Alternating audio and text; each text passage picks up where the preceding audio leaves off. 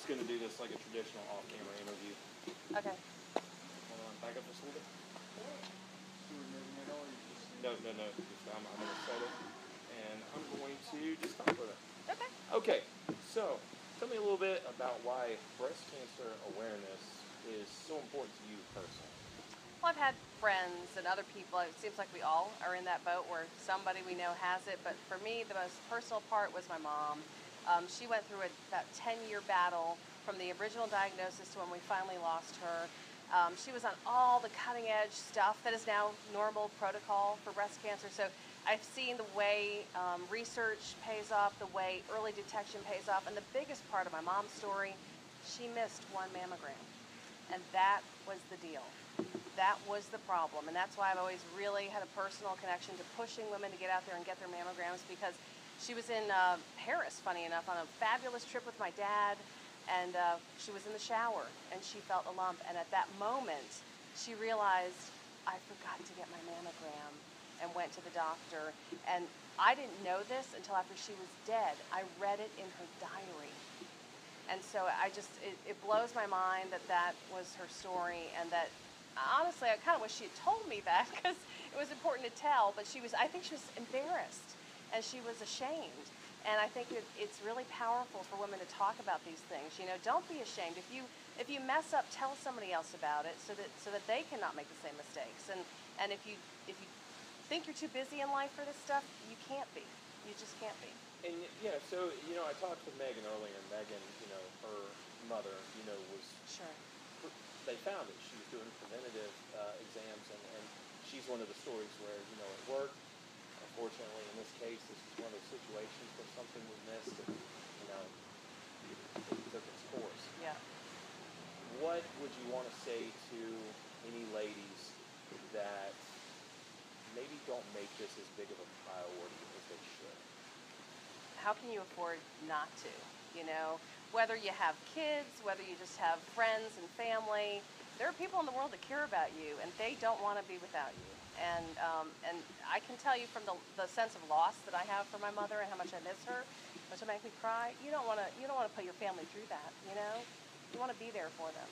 And sometimes it's out of our control. And sometimes we have no control in the way it all turns out. But I mean, to do as much as we can to control it and to stop it and to manage it, that's really what mammograms are all about. Yeah. Thank you. Now I gotta go to work. Now we get to go home. Crying. Or the QT first. QT. Matt loves the QT. I have an excuse to go. I used to have a QT credit card. I don't know. Honestly, I think somebody stole it. My husband has gone. So I don't. That's what I've heard. That's why I don't go there. Yeah. Stay away. Yeah. Don't get started. My first experience with QT was with Kendra Kent when she was pregnant. Oh. We were doing a story together, and she goes, that was funny. She goes, I am really hungry. She's like, can we find a QT like right now? And I said, yeah. I said, I don't mind. I said, I've never been to one. And she's like, oh, change your life. And she literally, pregnant Kendra Kent is why. And I think she was like 7 months pregnant. Kendra's in there walking me around through QT from, the coffee to the front. It was pretty funny. It was pretty funny. That was cool. my first QT trip. Never forget that as long as I live. What are you guys going to do with the interviews? You going to put them on the web It's or going to be a something? sizzle reel for the A what? event. Sizzle reel. What does that mean? You never heard the term sizzle reel? Like it's going to be just playing in the background? We're going to play it at the little event they're doing at the end of the month. So basically what will happen is I'll create like a montage where all the talent, saying the lines that we've pieced together, and then we'll cut to you. It'll be just you and Megan talking. Okay. Cool. So I thought it would, not trying to downplay, Vanessa or Jennifer or anything, but they're also young. And, yeah. I think that it kind of helps coming from, a more credible. Yeah. I don't mean that disrespectfully. Yeah. They're young, and Yeah, no, I know. That, yeah. Well, and we've experienced more, unfortunately. I mean, as we all get older, that's what happens. Now I just turned 50, so now we're getting to the whole, people are dying. People are, it's just like, oh, God.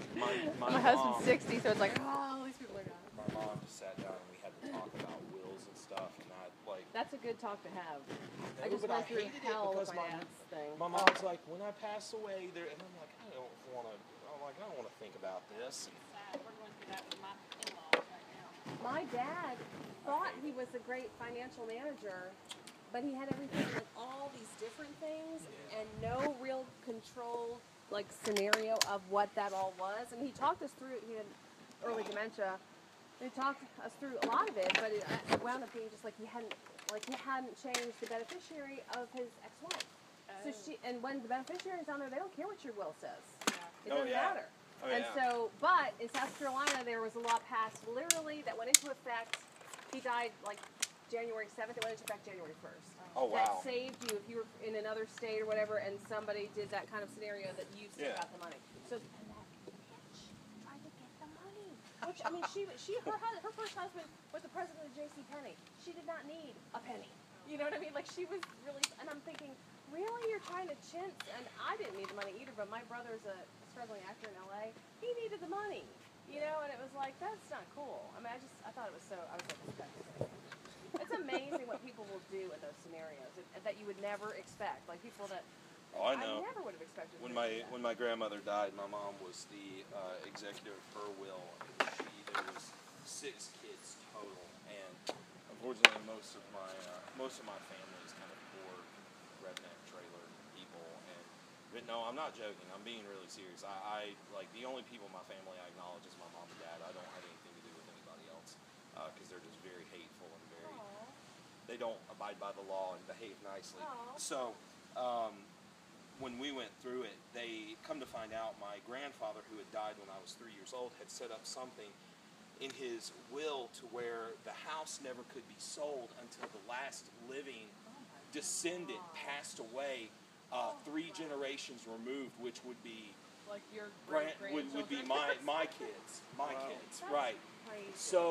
So literally they had to have, and everybody thought my grandmother was like loaded rich with money. My grandmother was a very poor woman. I come from a very poor family, and we had no money. My grandmother was not rich, but all of my redneck idiot relatives thought that she was loaded. And whenever my mom, who I eventually got to the point where I about told my dad, look, you need to take it out of her hands because it's going to wind up killing her because she's being inundated with all this drama. Look at this way, one of my aunts actually went over there and took back the mailbox she gave my grandmother for her birthday because it was hers. Oh my God. We had an attorney draw up an order where everybody had to sign off on their portion of the home. Oh. I was the only grandkid that signed off on his portion. We had to end up suing to make it. I was the only, out of 13 grandkids, I was the only one that signed over my portion so that the house could be sold and gave away my right. And the house sold for like $60,000. It was old as dirt. Yeah. I mean, I was like, what are you guys, you're fighting over for like $2,000. What are you fighting over? That's crazy. But yeah, I was the only one that signed over my portion to give up my rights to any money. All right, well, I love y'all. Bye. Well, I'll save mine. I'm gonna not put. I'll eventually put this together, but I won't put it together until after we start airing it. And, you know what I mean? There's no rush to get that on the internet. You know. Yeah. So cool. Thank you for your time. Thank you. Yes, Big you have been for so you. wonderful. Thank you so much. Here, let me give you They need babysitting. It's truly a full-time job. me or Mary Yakis I will. next week. So. I will. Yeah, it'll be Tracy, Laura, and Chrissy. Who will be shooting, and it will be a lot better. Oh, because mine's such a troublesome person. You are trouble. You could tell, couldn't you? Yes. See? Actually, considering this was 6 gallons today, I think this went pretty At smooth. least 6 people. I think. Yeah. Gosh, I'm recording this. This has gone on for 9 minutes.